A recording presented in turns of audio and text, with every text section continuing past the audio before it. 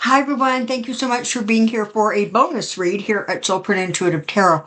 Um, I'm just going to do a really short mini. I want to just get some channeled information on the Israel-Iran situation. It's not an area that I typically venture into, but the energy has gotten so wonky, and 45 has just opened a huge Pandora's box. So I want to take a quick look at that before I get there. Tomorrow's video is called, I think, Minis on Top Democrats. So this is just to prevent a whole bunch of you from sending in correction comment. I was I was looking at Cory Booker, except in my head, I was seeing Hakeem Jeffries. So I started off talking about using the name Booker, but really everything I was saying applied to Hakeem Jeffries. At some point, I went, wait a minute, what am I doing?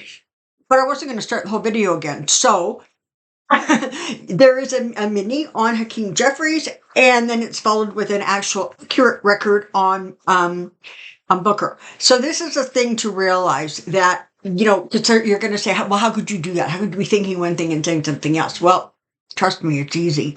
But more because his head or his face was in my head. That's what my guides, etc., were responding to. Okay, so hey, you got a bonus on the bonus. All right, let's get cracking here. Spirit, what can you tell me about what is going on? What was Trump's motivation? What was that all about?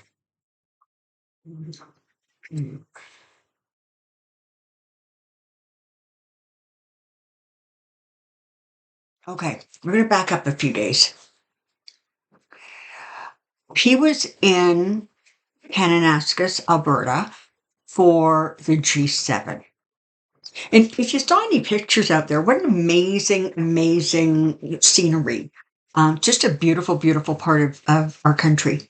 Anyways, and in a huff and a bother, he just left early, which is, not unusual, right? I mean, he's as unpredictable as the weather, especially now that Trump has kiboshed your weather people warning systems. So the reason he gave was because, the thing between Iran and Israel was really serious and really dangerous, and he had to get back in there and he had to fix it. So he had to do something, right? He had to save face. I mean, we know darn well that wasn't the reason why he actually left, but he needed to save face. So what's he going to do? Well, now he's going to stick his nose in somewhere. Make no mistake, Iran was pretty darn pleased that those bombs were dropped. Okay. I'm hearing that there may have been structural damage, but there wasn't damage in terms of actual human souls. So I don't know. Were they forewarned? Did they get the people out of there? I don't know. I'm just saying it looked like there wasn't a lot of human damage. So then, because everybody is like, oh my God, what the hell are you doing dropping bombs? What does he do? He then announces a peace treaty, which of course was not accurate. And so then you have Iran and Israel sort of ignoring the peace treaty, I say in quotes, and, exchanging fire. And then Trump says, well, they don't know what the hell they're doing. So let's pull back and take a quick peek and see what the trajectory of this triad looks like.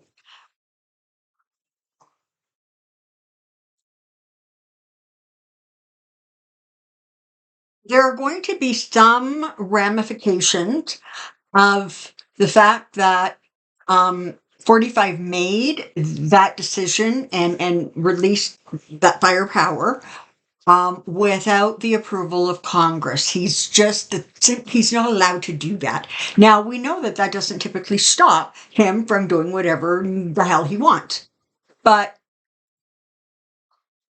there is, and it's going to continue to be some pushback against that, because even though over years it is said that Congress has sort of ceded more and more power to the president, and there's things that it was intended for Congress to approve, just sort of got shuffled over to the presidency. And so this is just another step in that stage. The problem is you have a dangerous and erratic president making those decisions. So there is finally going to be some pushback on that. He right now, 45 is just desperate to sort of change the subject. He just got off a plane, and I can't remember what the hell they're all gathering for now.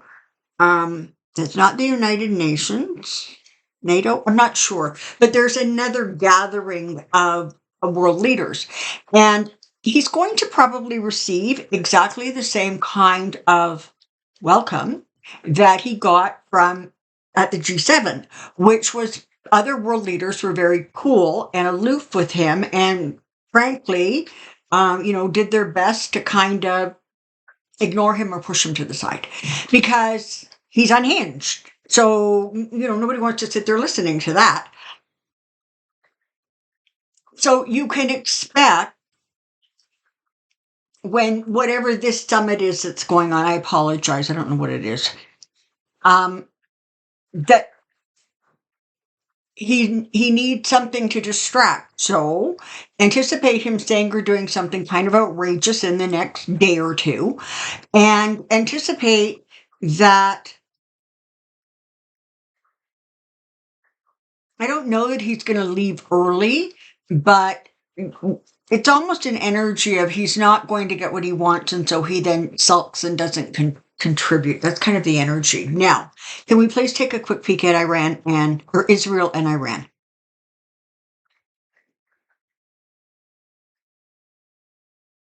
Okay, the first thing to know is that we are being protected. There is protection surrounding us from all levels, whether it is angelic or divine or energies from other galaxies and systems.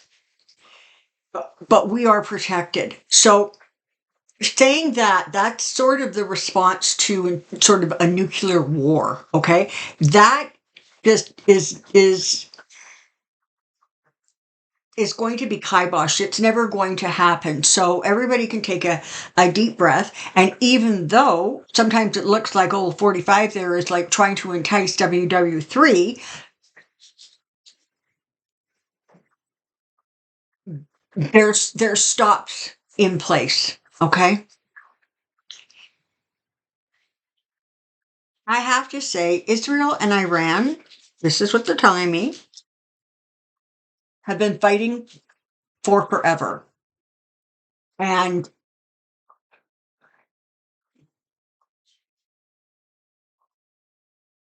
it's not going to be interference from other country or countries that bring this together and create some sort of common ground mediation. What you have right now are two leaders who are just dug in to their belief structures and what they want to do.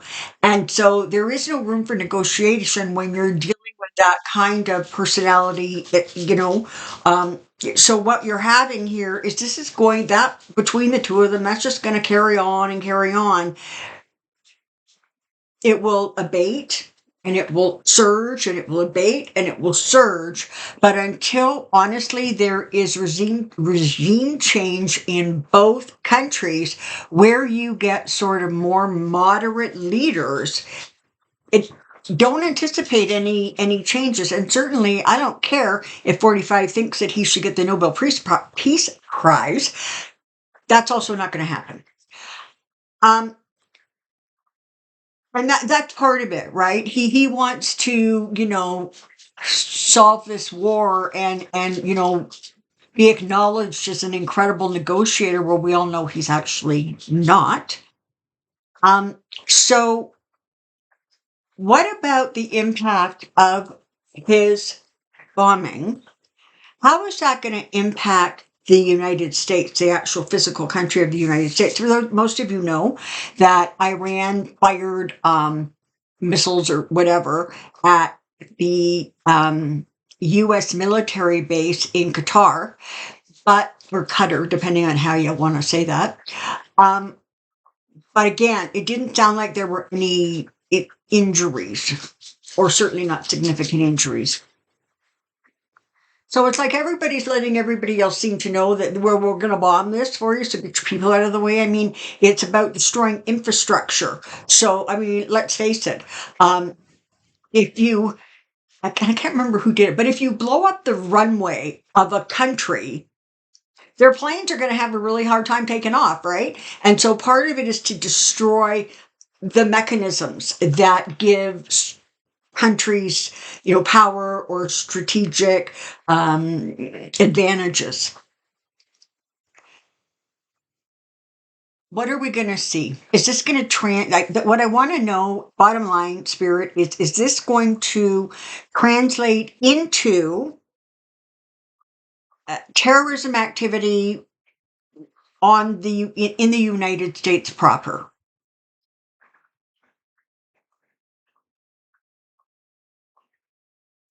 Have to say, as of right now, the answer is unfortunately yes. They're not showing me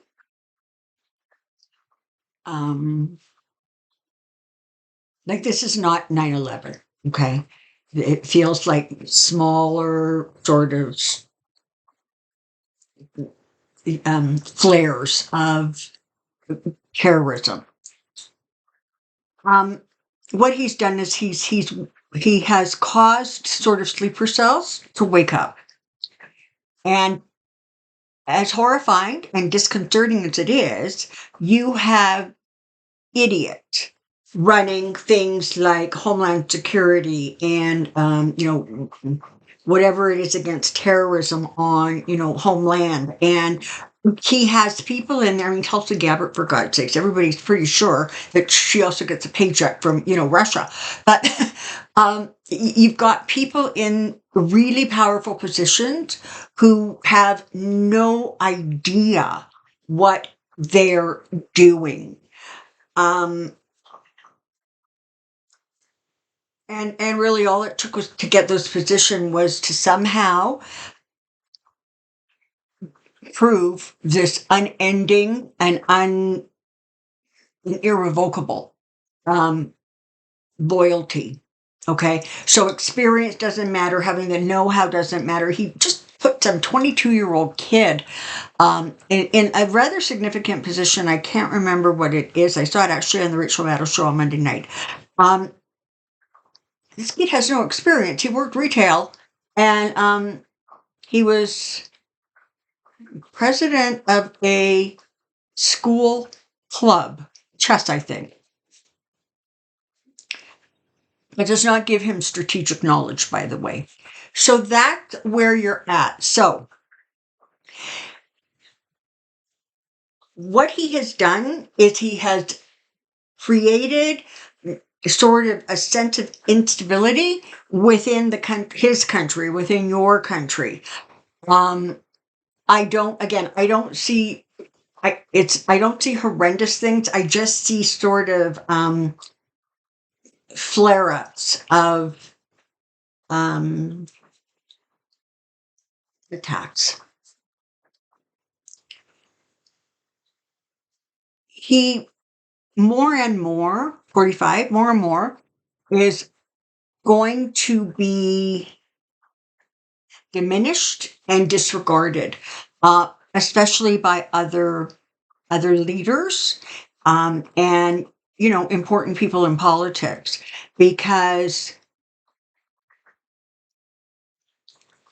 he's becoming more and more dangerous and more erratic. You would think already, with a disapproval rating of somewhere in the range of 55%, Republicans would pull up their big boy pants, and girls, and start pushing back. But those who are pushing back are, far and few between. Having said that, you know, a movement starts with one, right? So hopefully the resistance to him will not only be with, Democrats and independents, but Republicans are going to also start pushing back, certainly as they continue to feel the impacts of some of the cuts at Doge. He's going to continue to lose support. So I guess the question becomes is, he can't be impeached with the current makeup, because the Republicans hold everything. And there's not going to be enough to even think about letting a vote go forward. I mean, Mike Johnson's just going to stop it. This is the thing. I just saw him actually, this little blurb. He doesn't move his upper lip. Oh, that might sound silly and pettish, but you have to kind of worry about somebody whose upper lip does not move when he talks. It's just the lower lip. You trust him. So, but if he's not gone by the midterms, right after the midterms, he will be impeached and he will be removed from office. So that's where we're at. He's going to continue to do the crazy stuff until one way or another he is stopped, because he is collapsing internally. Okay. That's what I know right now. I hope you have enjoyed this, maybe got a little bit of comfort from it. As I said, it's not as big a disaster as it's being made out to be, but it's also not good. That's the best I can give you right now. Okay, I will see you tomorrow for the mini reads on Top Dambza, and I will see you on Friday for Pendulum Friday. Don't forget to put your questions in the comment section below, and it is the amazing Joyce who will be gathering those questions. All right. Until then, take good care and be well. Bye for now.